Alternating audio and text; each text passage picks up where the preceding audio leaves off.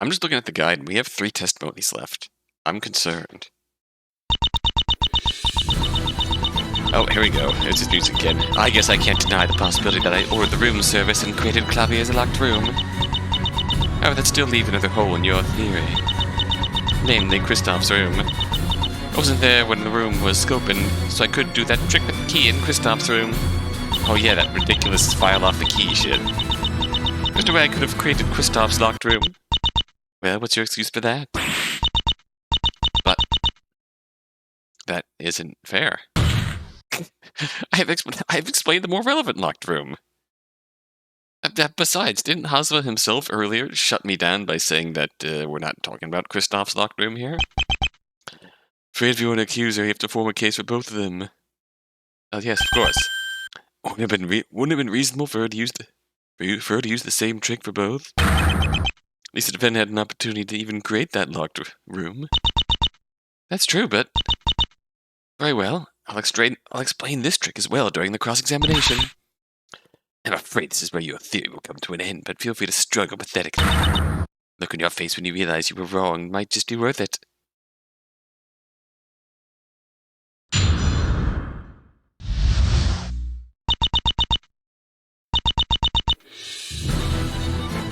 Okay.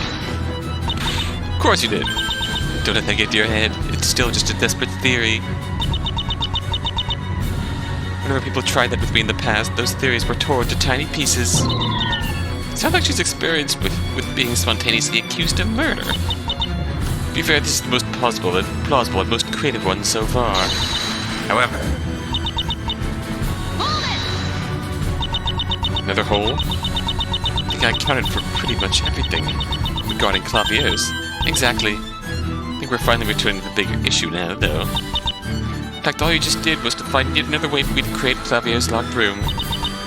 Oh, right. The result is pretty much the same as with my first theory. Or is it? Just keep in mind what changed compared to my previous one. So you seem to like simply ignoring the second mystery in the equation here. Alright. And the issue here is... You're good at just playing dumb, I'll give you that. You are accusing me of killing Kristoff as well, right?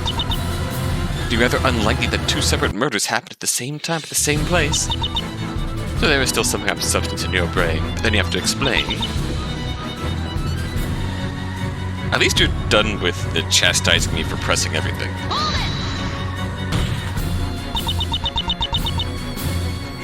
The trick was used that didn't require your presence, obviously. If you claim so, you have to explain it, right?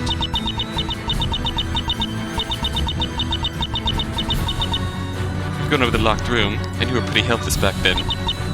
There's no way for me to leave the room and have the door be locked.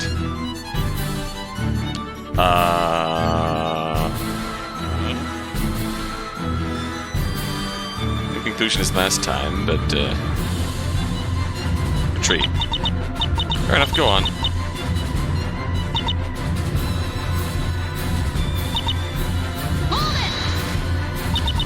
There was also no way the defendant could have done it, though.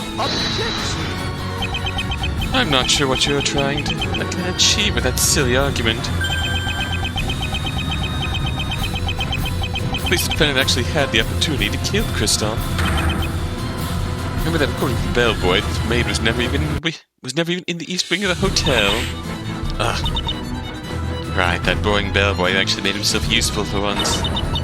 I had no way to kill Kristoff at all, because I couldn't have been on both sides of the hotel. Oh, darn! Let me be of good service and add this important issue to my testimony. Okay. Is that so? Oh my, it seems like someone has forgotten a very important issue here. Pretty solid reason. Consider the defendant instead of me, I'd say. The court wholeheartedly agrees. You agree with everything that sounds decently convincing, Your Honor? I wonder if there's a way for you to counter this. Darn, no matter how much I figure out, it seems like there's always some other contradiction or impossibility lurking around the corner. No choice but to push through this as usual. Sneaking into the east wing of the hotel, killing Kristoff, and creating a locked room. Who should have done all that? fact is that Christoph's body was discovered in a locked room. I just need to find an explanation.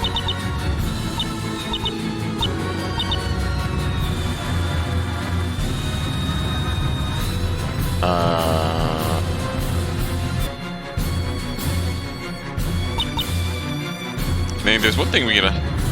I know what the guide is saying, but there's one thing we can obviously present here, and that's the secret passage. Afraid we know about the hotel's little secret now. What are you trying to say? This hidden passage makes it very possible for you to have been on both sides of the hotel.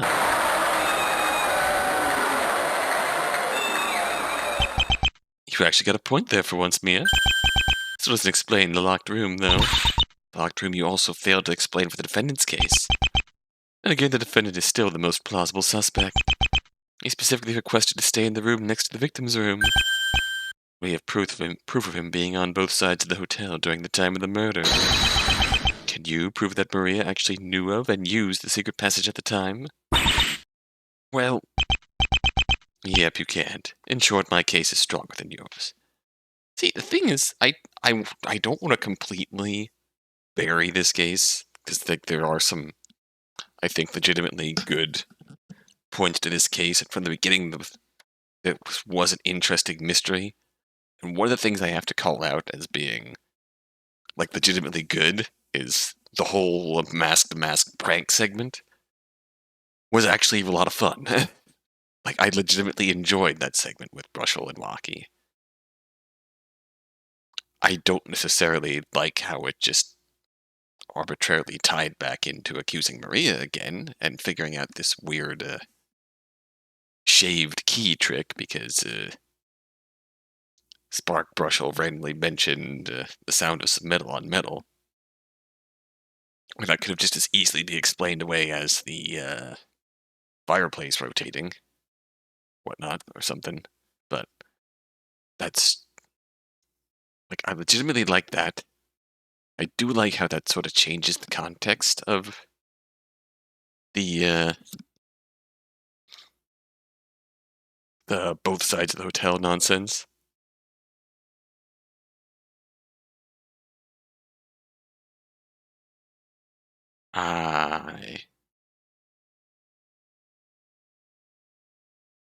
Thinking here.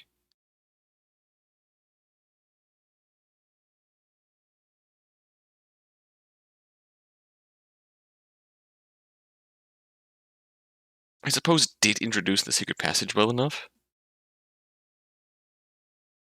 Like, this is still a deeply flawed mystery, I think, but there's that particular segment was particularly good.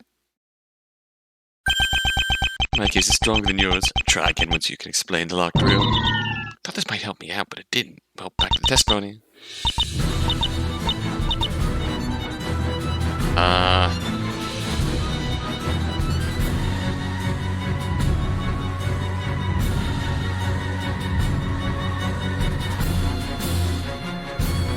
So this is what we're gonna do. Objection! This is going back to the guide. You know what? I agree with you. Normally you wouldn't have been able to create the locked room. However, it was possible for you with the help of this. Christoph again. I think I'm sensing a pattern here. That's like the third time you pull out Christoph in a hopeless situation.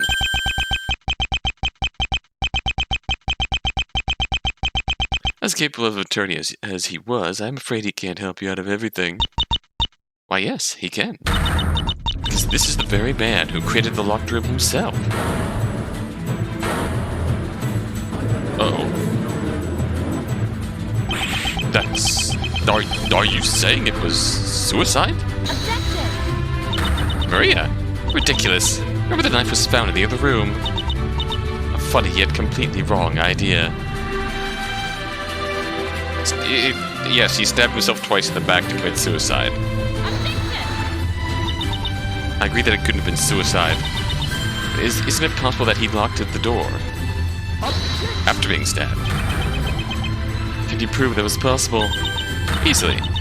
It's right here in his autopsy report. It clearly states that Christoph lived for 15 minutes after he was stabbed. Therefore, it's possible that Christoph was stabbed somewhere else, but fled to his room, locked himself in and died. Okay, that's interesting. In other words, saying that Kristoff wasn't actually killed in his room. That's right. So I'm sure he'll have no problem telling us exactly where he was killed. Of course not. Kristoff was killed on the 5th floor. Oh shit. Killed on the 5th floor. This is the exact location he was killed at. Oh, are we really gonna do this? You know what? Okay, this is actually an interesting resolution here. This is where Kristoff was killed. Claudier's room. That's right. It's the location most connected with the crime. It makes the most sense.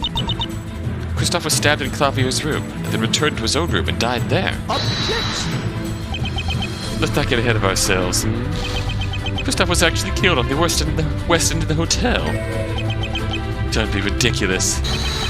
Think back to the bellboy's testimony. He never saw Kristoff on the day of the murders. Ah. Yes. If Mrs. Faye's theory were correct, then the bellboy would have seen Kristoff. I can explain it. I can explain why the bellboy didn't see Kristoff. Of course, you know what will happen if you can't. So how about it? Secret passage. Secret passage. That's right. Obviously, the bellboy wouldn't see Kristoff if he used this. Use the stairs to get down to the 4th floor, and the secret passage to get to the east side. Come on, Mia. How likely do you think it is that Kristoff knew about the secret passage? Can you prove he didn't know about it, Mr. Hazama? The devil's proof. Really, Mia? Kristoff has been staying at the Embassy Hotel for a month. You could have stumbled on it. Tukitaki said that the passage was easy to open. I think it's entirely possible. Admittedly, it's unlikely, but definitely not impossible. So you're saying Clavier, Kristoff, and I were all in Clavier's room? That's right. The 3 of them were having a nice little party in the room. Kristoff shot his brother, and Maria stabbed Kristoff. Kristoff fled to his room and died, and Maria used that crazy key trick he came up with. Is that your theory? Yes, but for some reason, something seems a bit off to me with it. Off? Well, that's completely ridiculous. Mrs. Faye, what do you mean by that? This way, something rather unlikely will happen. I'm gonna make sure my theory sounds believable from the start, or I'll run into large issues later. 130, 130.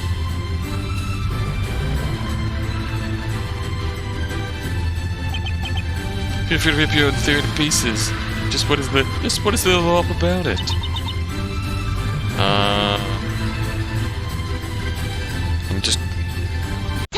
I will fully admit to be going off the guide here, but the part of that is off is how Clavier was shot twice. Would Kristoff really have missed with his first shot on such a short distance? Maybe he forgot to adjust his glasses for once. Dang. That was a good line. No, it's more likely there was some more distance between them. You don't mean like in your previous theory with the windows. Exactly. Before Maria stabbed Kristoff in Clavier's room. Kristoff shot Clavier through the open windows, so Clavier must have been in Kristoff. Wait, what? Wait, what? Excuse me?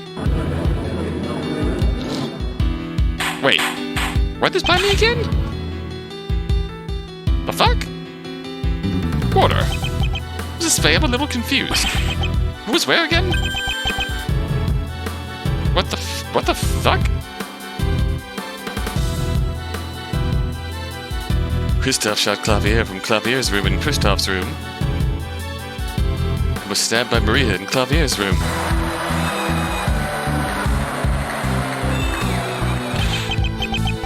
As if your little theory wasn't already difficult enough to keep track of. You're saying Clavier was killed in Kristoff's room instead?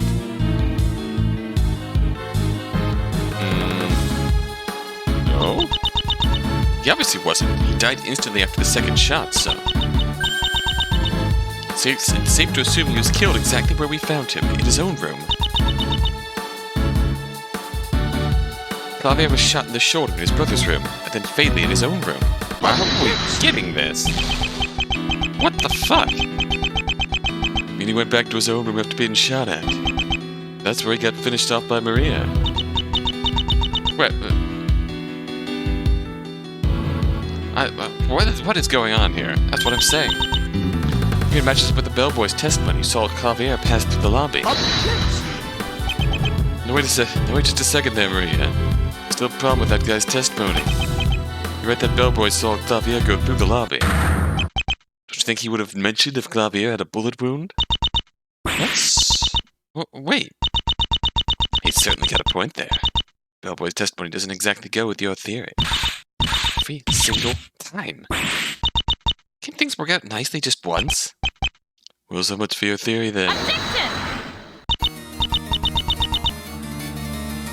No, I'll explain this. I guess having your own chaos strictly give up would have been too much to ask for. Let's hear your explanation. This is absurd levels of flaw bollocks going on right now. We're just... This is legal game theory here. This is not... we have surpassed Phoenix Wright.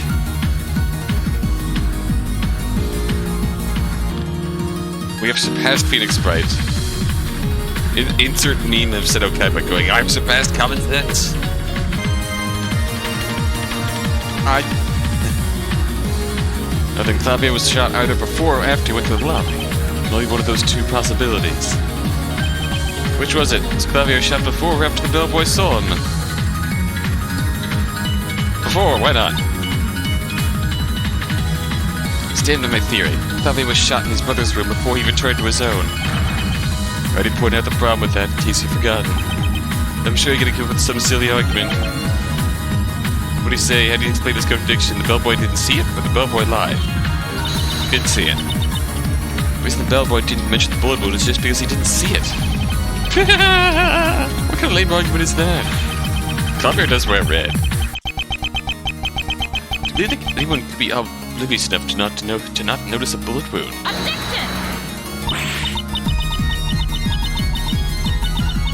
No, it's not that he didn't notice it. He didn't see it. This is why the bellboy didn't see it? 3% Clavier. Code. We only have Kristoff's code. Is that the code?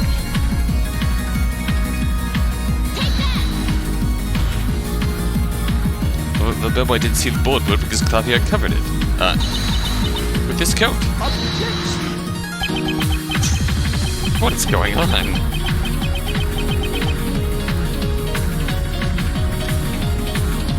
Kristoff's coat? He picked up Kristoff's coat to cover up the wound.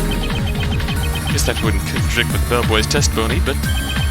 Well, as to conclude, it had to have been this very coat. He could have worn another one. It's quite easy, actually. It must have been Kristoff's coat.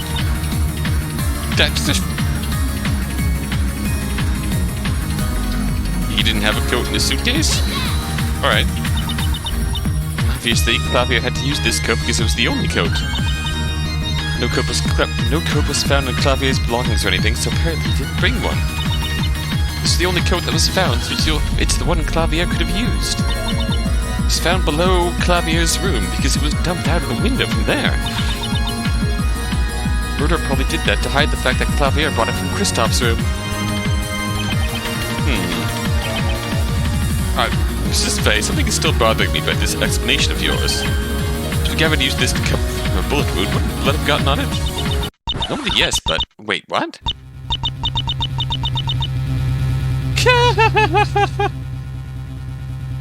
This whole case has just been me theory crafting. And not accomplishing a damn thing.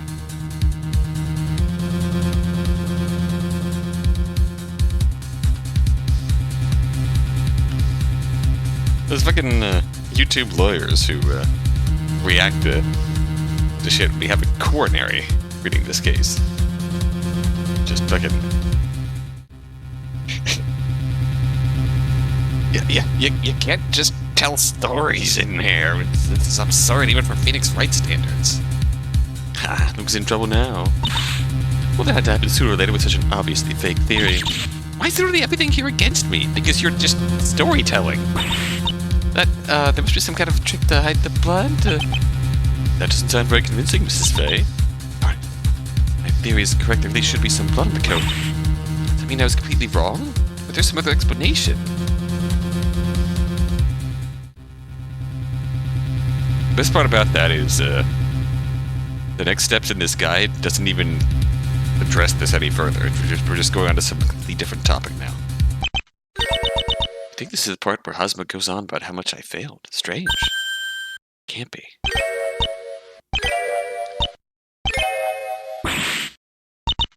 Don't tell me. Your Honor, the defense would like to take a close look at the coat. But why? I'm sure the police would have found blood if there was any.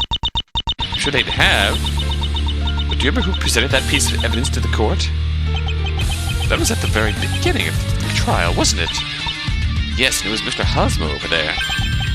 That's me, alright. Any prosecutor would mention if there was blood on a piece of evidence. Sadly, this isn't just any prosecutor. Wait, they've examined that coat at once. I found something, Your Honor. Blood on the inside of this coat. Shocker. Mr. Hazama, why didn't you mention this? Because it wasn't convenient for the plot. Just to make you go mad, naturally. Hey, calm down. It didn't seem that important to me. Besides, that little Miss Ruffles happened to kick me out back then, remember? Yeah, I'm sure you wouldn't have mentioned it if it hadn't been for that. Of course. Problem? It's cleared up now, so all's good, isn't it? I have to give him credit for not tampering with the autopsy reports this time, I guess. I think there are two of them must have made it quite tempting. Yeah. Whatever. That's resolved then. Objection! You know, I've heard about enough of this. Just randomly accused me of pulling some complicated trick to kill both of them, but... Let's be serious here, I'm just an employee of this hotel. They happen to stay in. Not kill both of them.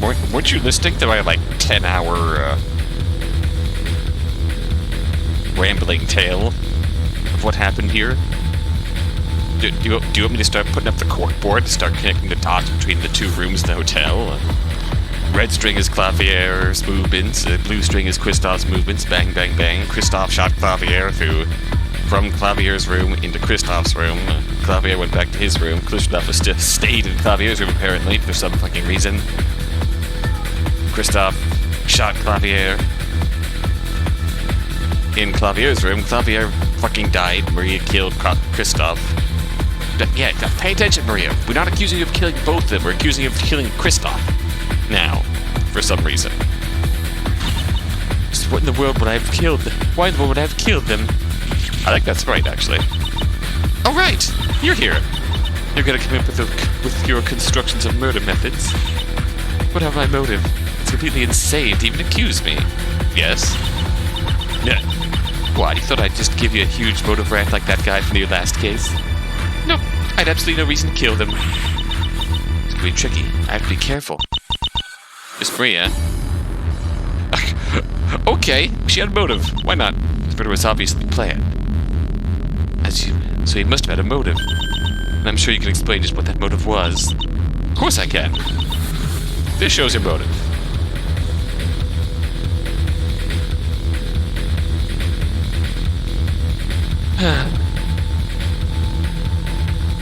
Sure, it's that case file that we randomly got. I don't know why. I don't fucking know why. I don't know how we're fucking expected to know why, other than it's the one thing about the case we haven't discussed yet. In this case, there can be only one possible motive. There's only one thing that binds the Gavin brothers that could be a motive for murder. Naturally, I mean the TC2 case. The TC2 case? What the fuck is that? Curtis Gavin, the victim's father, died, and there was a dispute over the inheritance, Your Honor. Oh, I see. Who the fuck is that? Objection! Why does he look so much like Christoph? So what if they were having a legal argument? What did that have to do with me at all? Good question. There's only one way this could be a motive for you to commit murder. Alright, don't tell me you're the secret Gavin sister or something. We're trying to eliminate the other heirs. What? Are you serious? Other heirs? You can't mean... Yes, I do. What the fuck?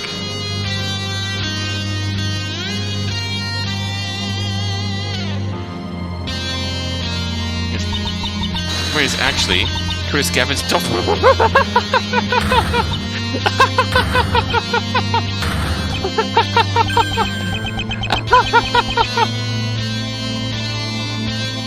Okay. But the witness's name isn't. Witness has never stated her full real name. I don't actually know. You're right, I haven't told you my name, and I don't plan on doing so anytime soon. What? You can't force me to tell you my name. What if I'm a world-famous thief and I'm using an alias to hide from the police? Like, that could be possible. The point is, I have rights, and you can't make me tell you my name. She's right, you know. Refusing to say her name is a bit suspicious. We don't know the witness's name. We cannot know if she had a motive. Objection! See, even if you won't tell us your name, I have another way to find it out. Ridiculous. Well, let's get this over with. I do propose we find out Miss Maria's true name.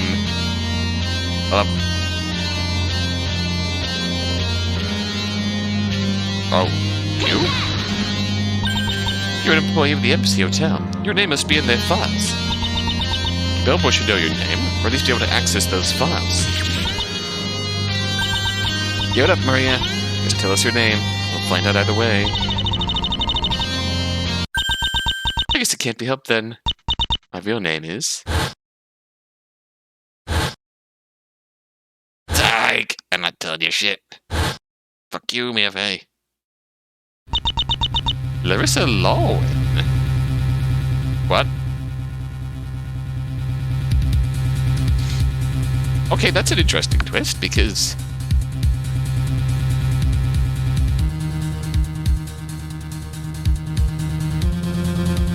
that's the last name of one of Curtis's servants.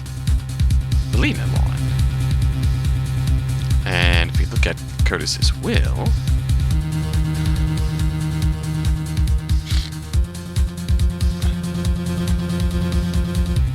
does that mean that you're a the bastard child of Curtis Gavin and Melina Lowen, his servant? That would also be a twist. I could respect that as a twist. Not quite Gavin. What? Well, there you go. Looks like Miss Lowen's motive has fallen apart. No, she's the murderer. She had to have had a motive. Are we saying she killed them both? Are we really saying she killed them both after that whole talk about Christoph shooting Clavier across rooms and shit? I'm sorry, Mrs. Faye, but the motive you provided does not seem to fit. Give up yet? Of course not. I'll find a way to connect your name to this case. I'm starting to get sick of this, you know. Well, Mrs. Faye, can you do it? Sure, it's in the case file again. Let's do it. That file again. Yes, I'd like to draw the court's attention to the witness list for the TC2 case. Apparently, there was a servant at the Gavin household named Melina Lowen. That connects the witness's name to the case, doesn't it? Well, you admit that you have a connection here. Fine. I admit that Melina Lowen is my mother. Nothing more. My mother raised me alone. I have no idea who my father was. You're lying. Curtis Gavin is your father. Maybe. Too bad we can't do a paternity death. Paternity death? Too late, we already did a paternity death. Since Curtis so unfortunately died. There you have it. Maria's motive, it's obvious. She's the illegitimate child of Curtis Gavin and one of his servants.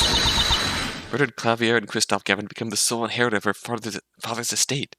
We were just talking about Christoph shooting Clavier from across the fucking hotel. And then Maria stabbing Christoph. Why are we back on Maria killed them both? I don't fucking understand. I guess you came up with a plausible sounding motive.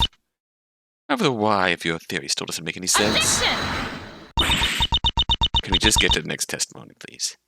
I just explained your motive. I mean why I did what you'd say I did. I mean why Clavier did what you say he did. Ah, yes, thank you.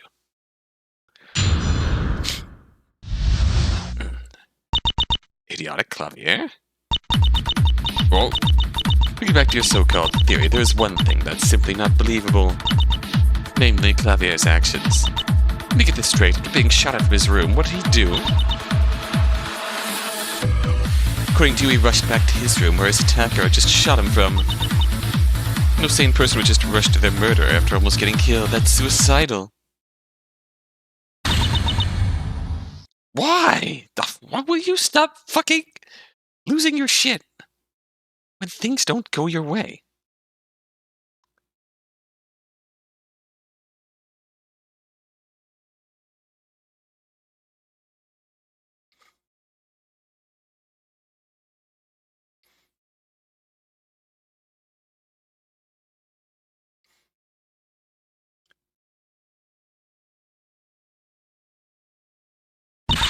Exactly. Why would he do something that stupid? That's the question here.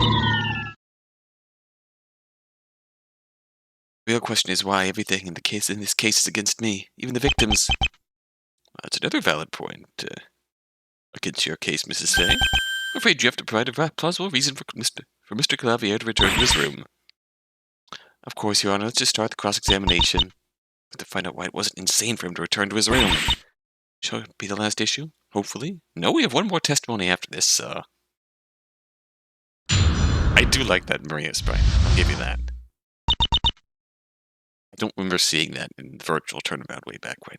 That was fucking years ago when we played that game. I provided a feasible explanation for both locked rooms. You provided a whole lot of stuff. Yeah, you've shown off often enough how creative you can be regarding those. If you think you could accuse anybody just by explaining some locked room, think again. Could it have happened this way? Maybe that's all that matters to some weird mystery freak. But in court, you also have to consider whether anybody would ever actually do it that way. Setting up a locked room does make reasonable sense from the murderer's perspective. It does? Why? I'm not talking about what I did. It's about the victim's behavior. Because I can't somewhat understand this without escaping back to his own room if I stabbed him. Someone else's behavior still doesn't make sense at all.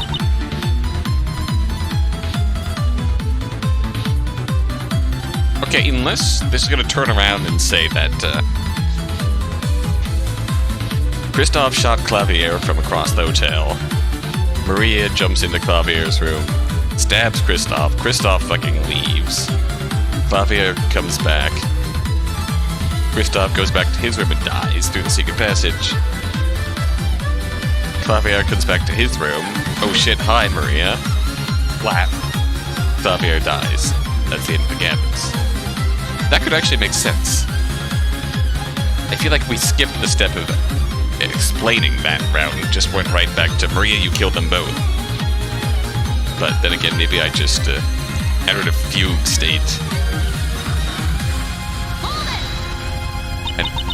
Completely missed it. If you're asking why he was in Christoph's room in the first place, that's easily explained. Christoph could have called him there to discuss something regarding the inheritance dispute, for example. Of course, he actually did this in order to shoot him with Clavier's. Of course, that makes perfect sense. Why not? As for how he got into Clavier's room, that's what he needed assistance for. Why the fuck not? The staff, you had access to all other rooms with your card key, after all. Why the fuck not? That's all well and good, but that's completely besides the point. Couldn't care less about why Clavier snuck around in Christoph's room. It's about what the hell he did afterwards. That's just completely idiotic in your theory. If Maria lets Christoph into Clavier's room, how the fuck does Clavier get into Christoph's room? How does any of this make any sense? Make sure to get out of range as soon as possible? Yeah, but after that, took Kristoff's coat to cover his wound. Okay, forget it, I'll just spell it out for you. What would you do after being attacked by someone? Get as far away as possible. Well done, dumb Fraulein. That's right, I'm German now. You still don't understand how basic human instinct works. I think about this from the perspective of Clavier. A sane thing to do in his situation would be to get the hell out of the rear and stay away from his room.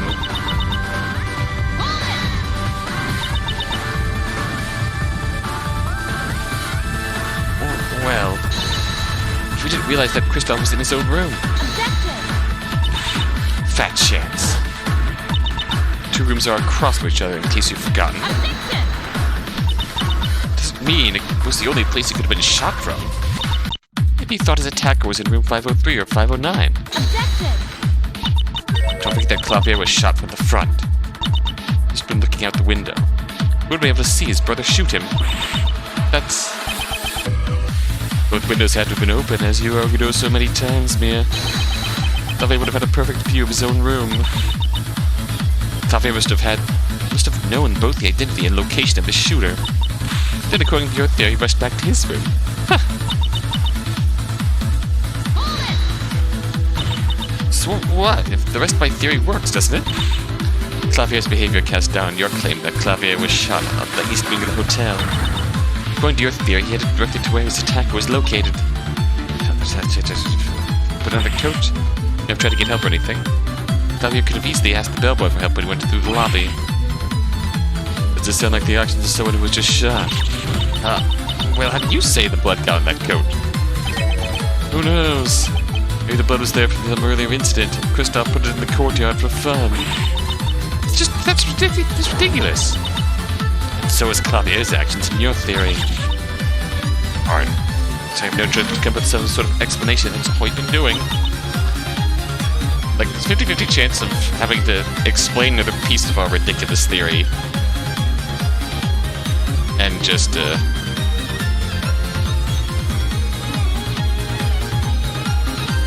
Number one, having to explain our ridiculous theory. I forgot that. So, number two, asking our witnesses and accusees to explain why and how they did the shit that we're accusing them of doing.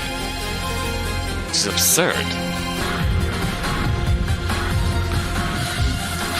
It looks like I've been so focused on the technical aspects of the crime, I've lost sight of the people. According to my logic, Clavier must have been shot in Kristoff's room. It's indisputable that the second shot killed Clavier instantly, that he was discovered in his room. How can I reconcile these two ideas? As hard as it may seem, I need to make an explanation that fits with the rest of the facts. Alright, how the fuck do we do this? It says, of course, this is the logical answer. 1, 2, 3, 4, 5. This is the logical fucking answer. Why not? Why not? It's you, Maria.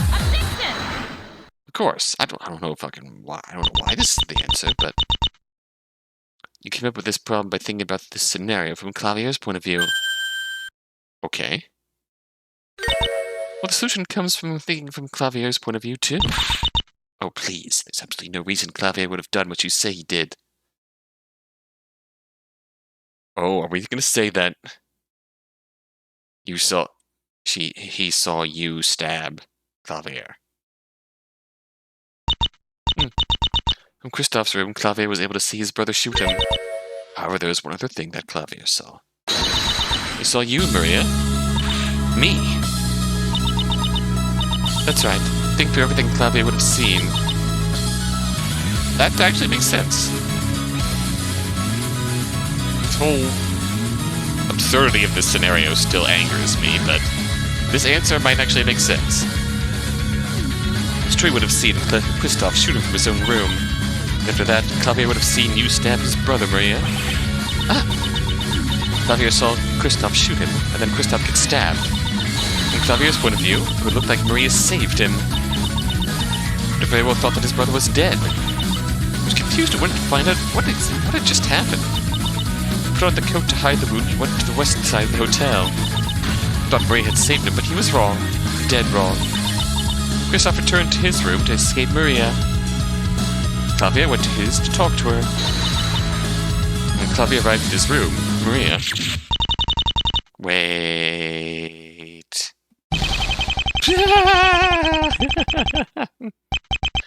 Proud of you, Mia.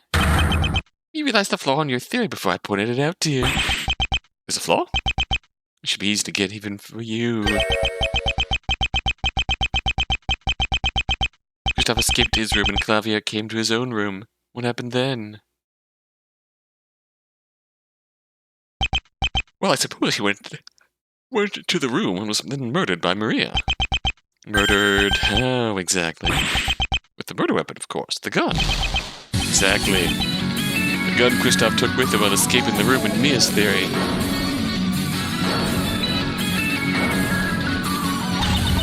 Why?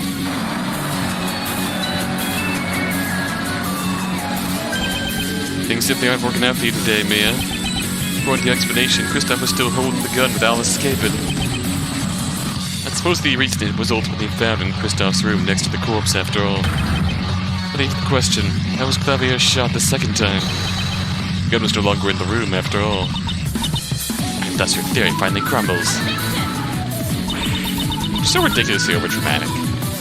I can explain this. At least I hope I can think of something else if I keep going. You think you can explain this without revising your entire theory? If you know what you're actually... I hope you don't know what you're doing.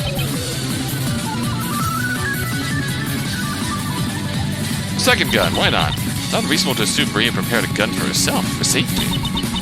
She used a second gun to shoot Clavier. Mrs. Fay, I thought the gun we found was the murder weapon. How the existence of a second gun would be possible? I can prove it was possible for a second gun to have been used, Your Honor. Only the possibility? Sounds pretty lame, Mia.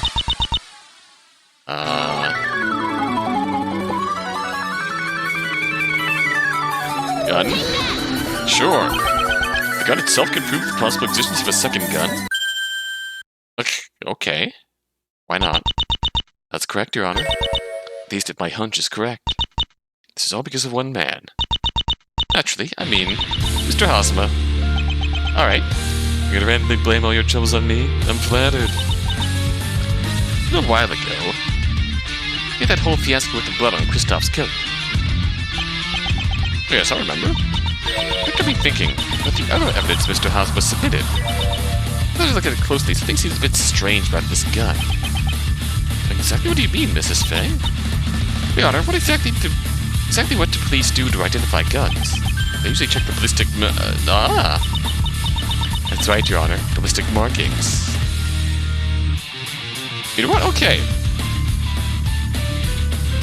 I'll show you this to refresh you. But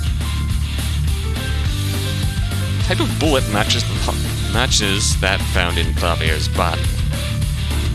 Ballistic markings don't necessarily match the gun. There's 2 bullets missing. The type of bullet matches the one found in the body.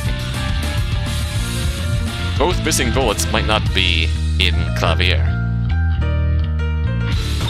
However, ballistic markings are mentioned nowhere in the report on this gun. Ballistic markings don't match. A second gun that with the same model could have been used. I will also give you credit that is a clever trick in the wordplay. That is good.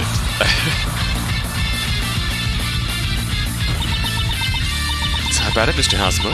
Were ballistic marking tests performed? Nope. What? Why not? Because there was no need to perform those tests. See, the 2 bullets found in the Clavier's body and the 4 found in the gun were marked up. Not marked up? Yeah, with a knife or something like that. See, if you mark up a bullet with a knife or something before it's fired, those scratches become indistinguishable from the ballistic markings. And performing such tests becomes impossible. What?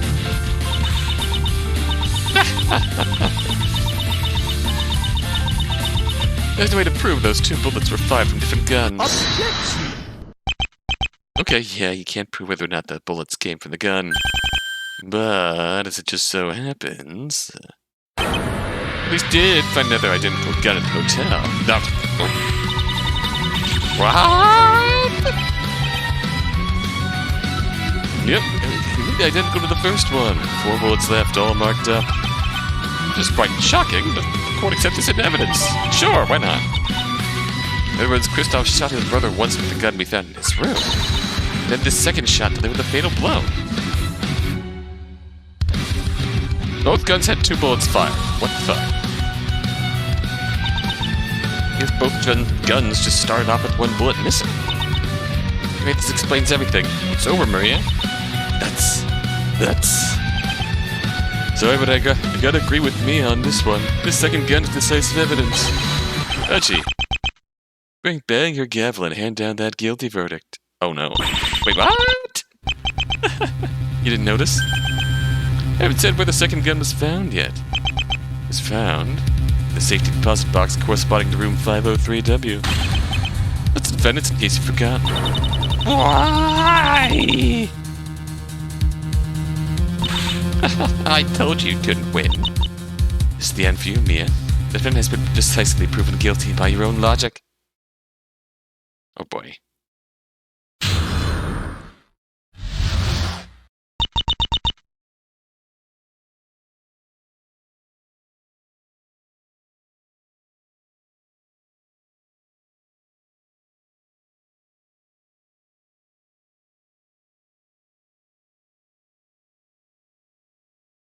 Your theory was right.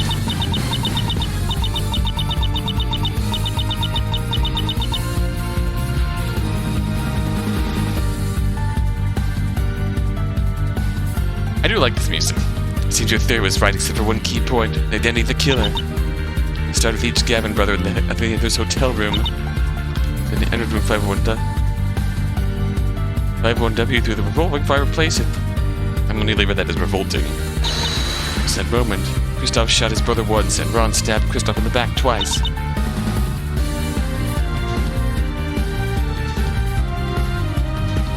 Kristoff returned to his room through the secret passage and locked himself in, but then died.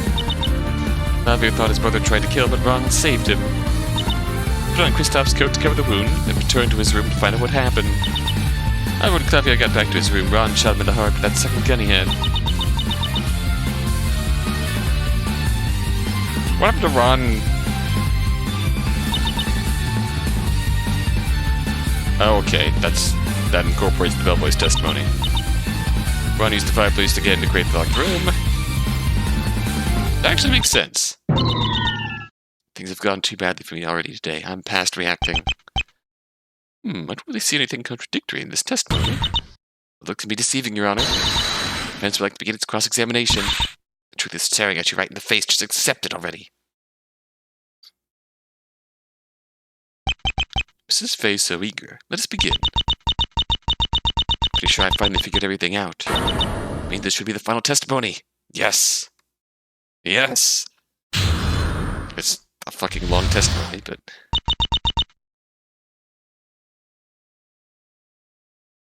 Alright. Okay, well, this was actually... Yep, congrats, you figured out the case. The case against the defendant, that is. Well, Kristoff's locked room was the weak point in my case against the defendant. My gratitude for taking care of the explaining that part. I don't want your gratitude. You stole my theory and simply switched culprits. Oh, I'm just a sneaky little thief. It's not my fault if this is what actually happened. The worst is that this actually seemed to work out this way. Alright. Am I both Really? You start to question this now? I'm afraid if you consider this a flaw, it's a flaw in your theory as well. I can easily give you reasons, though. Javier was in Kristoff's room because Kristoff called him there. Kristoff was in Clavier's room because he wanted to shoot from there. Kristoff would have even accomplished that with actual access to Clavier's room, and yet what about Clavier? That's exactly why he had Mr. Delight take the room right next to Clavier's. Not just as good an explanation as yours. Kristoff entered through the fireplace. How did Clavier get into Kristoff's room?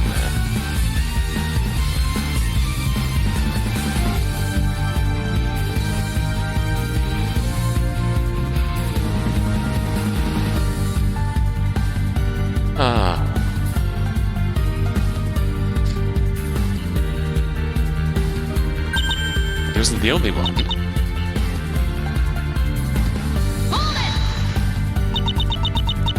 How would they have? Okay. If you have any objections to the defendant being able to use the fireplace, you're a little late. This has been my established case from the very beginning, and you never had a problem with it. Nothing new came to light about the fireplace either, so why now? But how would he have even known about the fireplace?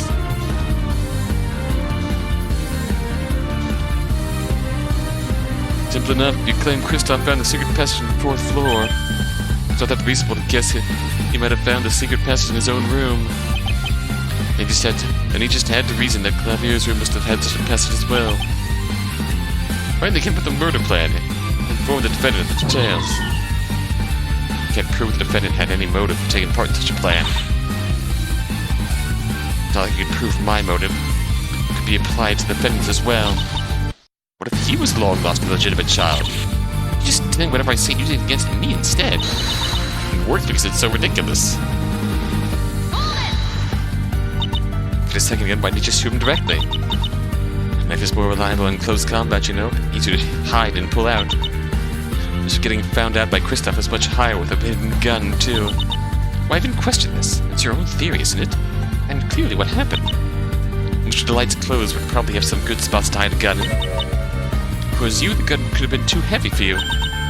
Seeing how Kristoff also had a gun and was probably more skilled with it, you chose to use a knife.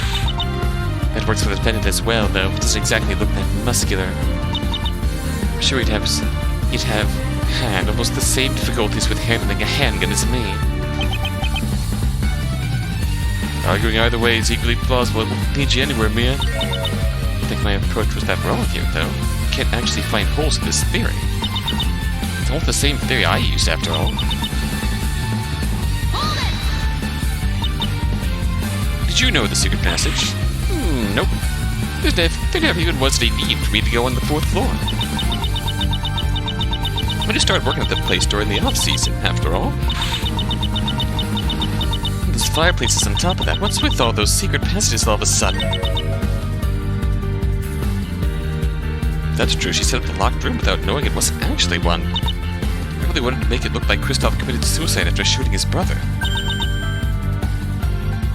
Ah yes, Kristoff stabbed myself in the back after shooting Clavier.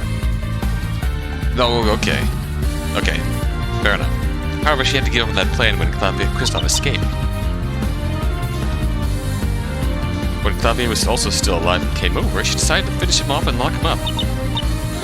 One instance of those revolving fireplaces sadly didn't screw up her plan that badly. Does her former lack of knowledge of the secret passages actually help me in any way? And suddenly, after nothing to say anymore, I'll just go on then. I tried to kill him, but Ron had saved him. What do you actually have to question what Mr. Delight was doing in that room? You're a maid at the hotel, and you had means to enter any room for whatever reason. Mr. Delight did not have such privileges, and there was no reason for him to be in Clavier's room. You seriously think that Clavier would have thought that far after being shot in the shoulder? Probably knew Ron could have noticed Kristoff entering that room with a gun and followed. Seriously, nobody would care about the details of someone just seemingly prevented a murder. If it's me, Ron, or even Larry Butts, who would care in a situation like that? As long as it wasn't a well-known mass murderer, you'd still assume they just saved you. Fair enough. That in your head? Good, so Clavier decided to go there. Alright, let's do this. Yeah, that's what may be the problem. I could inquire further about Clavier's exact reasons here, but it's exactly the same as in my case against you, so it's pointless. Don't worry, it's a perfectly reasonable thing to do for him. He assumed the danger would be over and didn't want to cause much attention yet, hence the coat. Who wouldn't want to know what happened first? And there's no reason for him to suspect Ron. Just having a second gun with marked up bullets a little too convenient there. Attack me all you want, but in the end it's going to weaken your case as well. But I think marking up the bullets like this is a pretty reasonable precaution for a murder. So I really wouldn't say he just got lucky there. He's actually pretty clever, apparently. Indirect self-praise? Okay. Why would he do that? Probably to hide the fact that Clavier wore the coat and came from Kristoff's room. I could have given away quite a bit about what actually happened. The locked room was supposed to look as perfect as possible with no unusual objects inside. That's why I disposed of the coat. It obviously would have seemed out of place there. She'd probably telling me her own reasons disguised as the defendant's reasons. I really sure what to make of that, though. The code wasn't the only thing he had to hide. Alright. That's not why he went there. But really now, the gun was found in his very box, after all. The bellboy certainly didn't see me go there. Too bad. Before you say anything, you can't prove I knew about any secret passage. I'd have to have known about both the secret passage and the fireplaces for that to work. I should have even known about Ron could be suspected of it beforehand. That is a coincidence. It was his box I found it in. That's pretty convincing, right? Pretty much putting the final nail in your coffin. It was fun, though. Good game. GG, shake my hand. Still a little cleanup work Ron had to do after hiding the gun in his locker. Alright. Nice. I think he could have already done so before he went to hide the gun. I guess he could have. Who cares? Be nice. But nice to see that you consider him as the culprit now. That's not how I meant it. Of course you didn't. You were just dumb as always. I mean, whether he created the locked room before or after hiding the gun is meaningless. You're probably right. Where is it? Alright, you have no actual proof. Possessed of evidence even after they have none to their own theory either. By the way, I just presented the gun found in the defendant's locker. And all the circumstantial evidence, even you can't deny this is actually quite a strong case. Seriously, you call a locked room only he could have created no proof? He or Maria, you mean? Objection! If you really want to insist on that creative trick you came up with for me to create the locked room, let's compare. The room service, it's weird filing sound. That is pretty lame.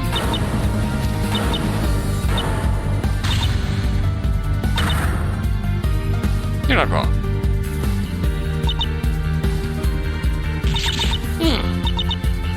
We have to restore the plausibility of my case somehow. We look out for key arguments and weaken them if I can. Damn it, just twisted basically my entire argument around against me. A chunk of this is based on my own logic, so those parts should be fine. Or are they?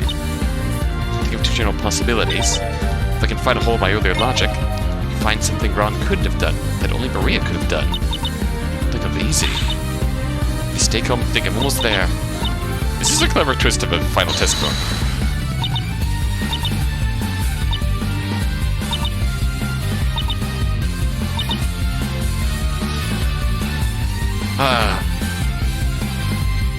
Just the test money we need.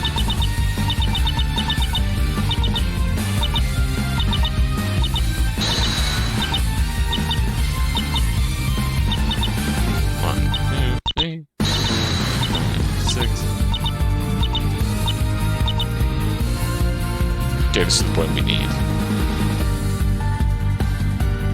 Do this. Objection! Yep. The last piece of evidence we haven't used yet, the vase shards. You were seen there as well. The bellboy may have seen Ron go there, but you were seen there as well. Alright, let's finish this. Seen? By whom? By me. Right before we went to Kristoff's room. It could have been a little less obvious. Remember this vase? It used to stand in the safety deposit box room. That is until you accidentally broke it right there yesterday. Yeah. I was really kind of hoping that this was something that, like, Ron had stolen and hidden in his safety deposit box. The order in the courtroom. Objection. So what if I was there? That didn't change anything. Objection. I find it highly unlikely that you just happened to go into that room after a murder occurred. You were in there unobserved. That's when you placed the gun in the defendant's box. Objection. It was still his box the gun was found in. I wouldn't have had the key to that. Objection. Anybody would see through that weak bluff. You're a staff, I'm sure you had a way to do it.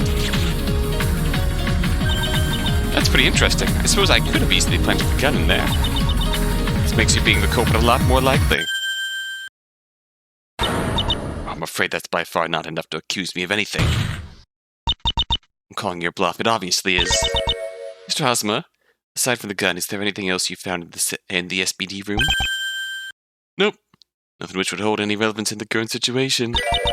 After the murder was discovered, that was the only time I was left unobserved. You were a material witness, and Miss Ruffles ordered some men to keep an eye on you.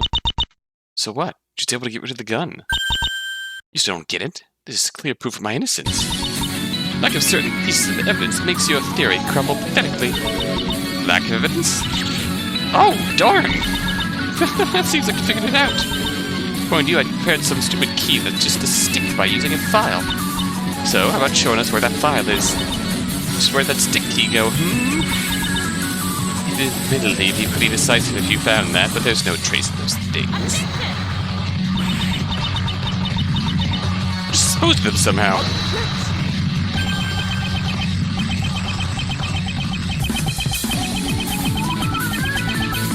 Pitch this in, she was kept under constant surveillance after the discovery of the murder. Oh shit, I have to show you something real quick. Let's check Clavier's suitcase. I think the one Clavier in this room had shirts, pants, underwear, socks, toiletries, some papers, and a file. See, when I first read this, I thought case file, but thinking about this now. One, why would he have a metal file? Now that the metal file has become relevant to this case, I gotta give that as another clever point in this case's favor. That's cool. I might think this whole trick is ridiculous, but that's a clever twist in the evidence. I gotta give you credit for. She'd have to dispose of the stick key after switching it with the real key. After that, she only once avoided surveillance when she went to the SPD room. Doesn't resemble a weird key like that was found anywhere in that room. What about the file she must have used? She'd probably have more time to get rid of that.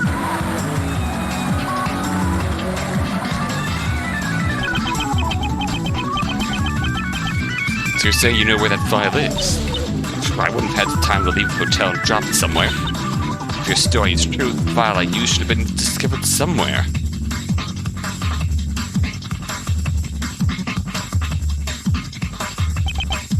I'm afraid your case is incomplete if you can't provide that file or the location it was disposed. I understand, Your Honor. I'll provide you with the location of that file, even though I have no clue where it could be. Oh, you really want to go through with this? No file or something like that. Something that could have been found as used as one was found anywhere. You have to embarrass yourself by trying to show just where it currently is, though. If I do like that, here goes nothing. 12 Maria used to file down the key is currently in the court record. Actually, the 12 Maria used is actually in the court record. It was at the suitcase. Mr. Hazama, at the beginning of this trial, you submitted this code as evidence. Ended up having a misleading description. You also submitted this gun as evidence. I ended up having a misleading description. The one piece of evidence you submitted was this suitcase. I didn't give you enough credit with what you did with Hazama here. I didn't give you enough credit. That's clever. The final piece of evidence you submitted was the suitcase. So I can't help but be cautious of this evidence, too. I can understand being wary, but I guarantee that the description is 100% correct with no omissions. So what? Even if it's 100% accurate, it's not 100% clear. What do you mean, Miss Faye? As you can see, the description of the victim's suitcase is that there is a file inside. When the suitcase was first submitted, I believe this referred to the PC2 case file. Thankfully, this may actually refer to the tool that could be used to file down a key. Ah! How interesting. Well, which kind of file is it? So if I was unclear to you, Mia, I never meant to cause any confusion. Just to make sure you know what, understand, the kind of file in the suitcase was the tool. That means... Objection! I hope you realize this proves actually absolutely nothing. Excuse me? So you found a file, big whoop. Think of where the file was located. It's in Clavier's suitcase, probably belonged to Clavier. You can't possibly be arguing this. Oh, and why not? Can you prove this is my file, that I used it? Well, that file doesn't mean squat. Proves the possibility. You mean the impossibility? Don't forget about that last piece of evidence here missing. The file down key. Which we'll never find because it didn't exist. Well, darn! Come on, Mia. At this point, you're just being silly. In your theory, there were 3 pieces of evidence that incriminate me. The second gun, the file, and the file-down key. The gun was found in the defense safety deposit box, and the file in the suitcase. I'm just gonna claim that the file-down key exists and is hidden somewhere else. But I really hide all this evidence in different places. That's right. With the file and the victim's belongings, so the police wouldn't suspect it was used for murder. The second gun was also hinted towards the truth, but she used it to help from the defendant. The file-down key is, non-existent, perhaps? No, it's hidden somewhere. The witness was used under strict surveillance by the police. There's no way she could have hidden the file-down key. The witness was able to sneak into this SBD room and plant the gun in the defendant's box. If she was secretly hiding a gun, she could have hidden the key. Okay, just get down to it. Guarded. Witness. Let's please search the entire room for anything else to find down key. Can we just get to the... Did the police watch Maria sleep or something? Unless they did, she could have easily disposed of something tiny like that key at night. Savage won't get away that easily. Yesterday evening, the police searched the person of every hotel employee and guest. But absolutely nothing was found on Maria's person. Keep in mind that she had never left the hotel until that point in time. She was also never out of the police's sight, except when she went into this safe deposit box room. Okay, we're really treading this point real hard. We just would have to file down a key. We're really going over this hard. It was incorrect. No! Again. Okay, we're getting into I'm really fucking tired mode now. Something saved the line. No, I won't stop now. Not without a fight. You can tell us where Maria had supposedly hidden this file-down key of hers. That's right. If you can tell us, you'll need one chance, right? I could have expected anything else. One shot will let her fall quickly, since this is impossible. Stay calm, think. That'd have been a way. To find that file-down key, this case is over. There's no one else left to run. Just stay waiting for your answer. The answer is obviously nowhere. Of course we couldn't find it. You're completely right. That key doesn't actually exist.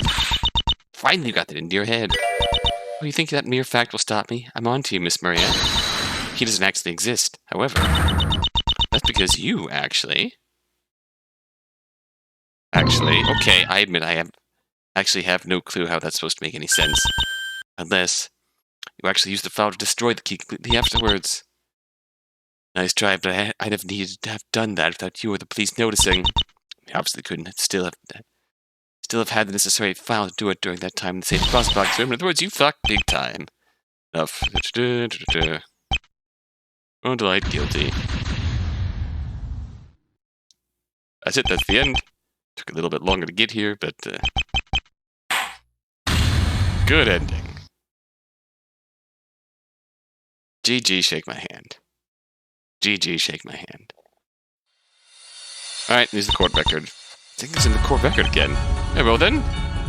It's the one thing that she did. One thing that she interacted with. That. We'll just present it. It's room service. Top-down keys. Hidden here.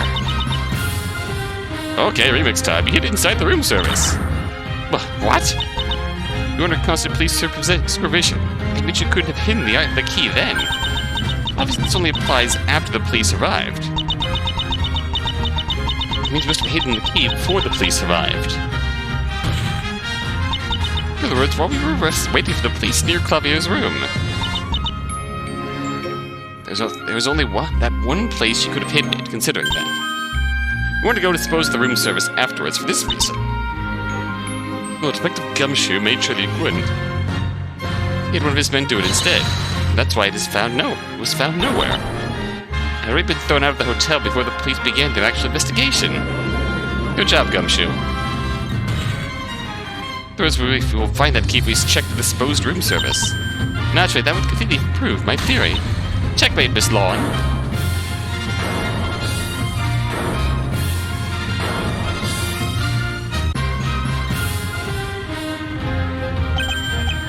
What's with the silence now? We're actually waiting for you, Mr. Hazama. So far, you've already had each place checked on the defense pointed out, so... Not this time. Wouldn't even think of checking that. Won't be necessary to check it. Yes, you'll find it there. After that Edgeworth died, I found the case file on his desk and noticed a lot of familiar names. That's when I saw my chance to come up. I came up with a plan to get the inheritance. I didn't manage to convince Kristoff, but you just had to. You just had to. So to somehow figure out my perfect plan. I'm firing my laser.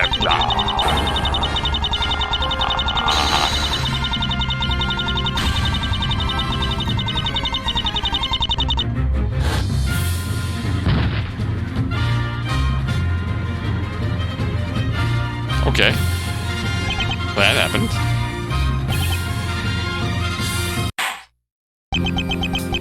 Maybe I've reached the end with that. Once again, the defendant was the victim of unfortunate circumstances. However, the truth was brought to light by another outstanding performance of Mrs. Fay. Yes, is there any objections left? The court is ready to render its verdict. No objections here. Hazama. How the fuck did you pull that one off, Mrs. Fay? Congrats, Mia, I'm sure. I'll make sure that maid gets shut away in some really dark place. He's upset about losing again? Judging from that look, you still don't understand what being a prosecutor is really about. I'm satisfied as long as at least one person meets disastrous fate in the end. Sounds more like an inquisitor. So yeah, until next time. Wait, no, this guy's planning to keep following me? See if there are no further objections. Very well. Swear by the defendant, Mr. Von Delight. Well, alright, that's an ending.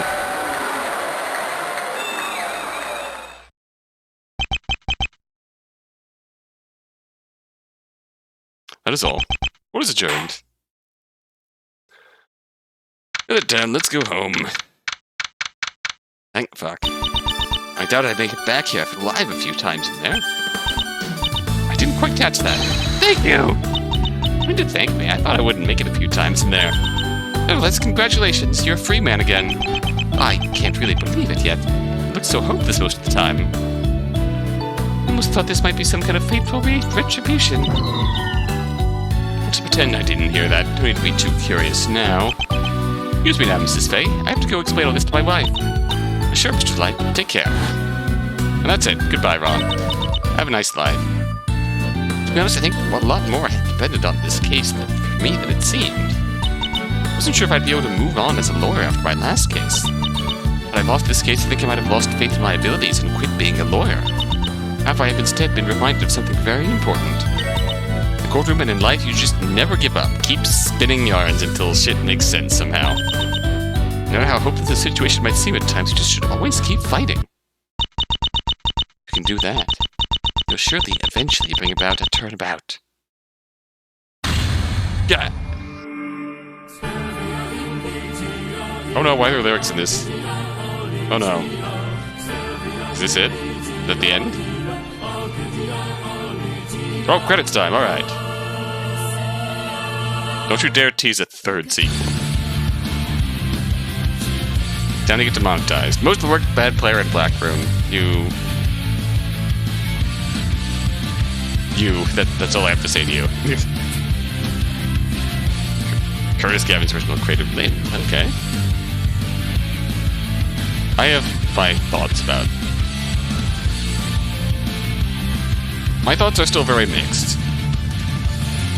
That was a good objection voice. That was well done. Were there extra sprites? If you didn't know that, you're weird. Yeah, fair. Hazama, yeah, property of Arc System Works. And that's it. Thanks for playing. Objection! Oh, fuck off. That's it? Don't make me laugh. Objection! Oh, God. But I figured everything out. There are no more contradictions. Marie even confessed. Yeah, so what could possibly be left in this case? Okay, yeah, there's nothing left in this case. What in the world are you talking about? Wait, this case? Can't mean... That's right. No, what? No, what? No, what? No, no, no, no, no, no, you can't do this to me. Not like this. Not like this. No, no, no. No!